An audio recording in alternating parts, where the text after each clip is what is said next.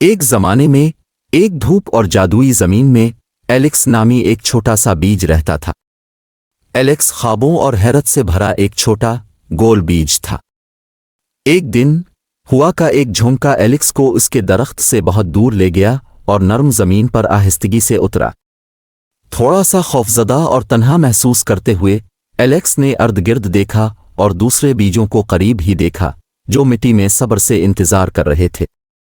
وہ ایک دن لمبے اور مضبوط پودوں میں بڑھنے کے لیے پرجوش تھے۔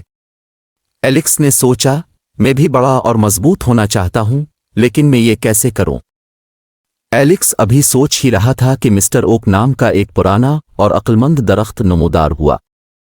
اس نے ایلیکس پر شفقت سے مسکراتے ہوئے کہا، ہیلو چھوٹے بیج، اپنے آپ کو ایک عظیم جگہ پر پایا ہے تاکہ آپ اپنا عظیم مہم جوئی شروع کر سکیں۔ بڑا اور مضبوط بننے کے لیے آپ کو کچھ ضروری چیزوں کی ضرورت ہے۔ پہلے مسٹر اوک نے کہا، آپ کو سورج کی روشنی کی ضرورت ہے۔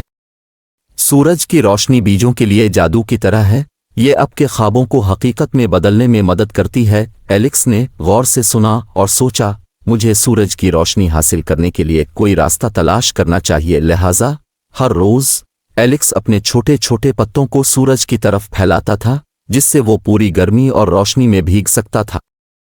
لیکن یہ سب کچھ نہیں ہے، مسٹر اوک نے کہا۔ آپ کو اپنی پیاس بجھانے اور بڑھنے میں مدد کے لیے پانی کی بھی ضرورت ہے۔ ایلیکس نے قریبی ندی کو دیکھا اور تھوڑا سا گھونٹ لینے کا فیصلہ کیا۔ یہ تازگی اور توانائی بخش محسوس ہوا۔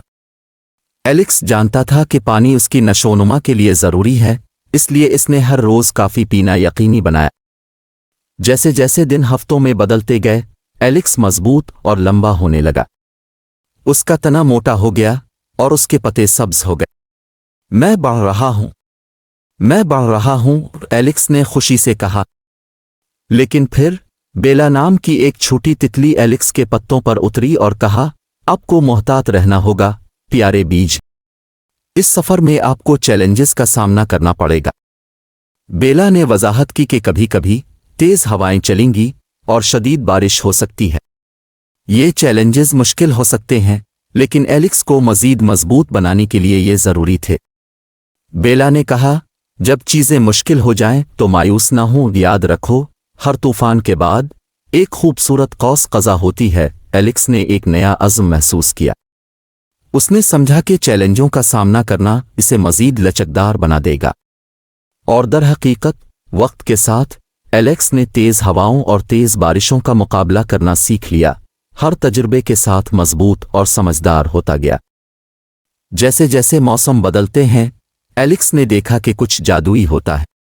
اس سے پھول متحرک اور رنگین پیدا ہونے لگے۔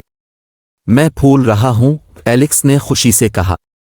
شہد کی مکھیاں اور تتلیاں ملنے آئیں اور وہ پولن کو ایک پھول سے دوسرے پھول تک لے گئیں، جس سے ایلیکس کو اندر بیجوں کے ساتھ پھل پیدا کرنے میں مدد ملی۔ تم نے دیکھا چھوٹا بیج، بیلا نے کہا، اب تم زندگی کے ایک بڑے چکر کا حصہ ہو۔ تمہارے پھل زمین پر گریں گے اور نئے چھوٹے بیجوں کو جنم دیں گے جیسا کہ تم پہلے تھے۔ ایلیکس کو واپس دینے اور دوسروں کو بھی بڑھنے میں مدد کرنے کی اہمیت کا احساس ہوا۔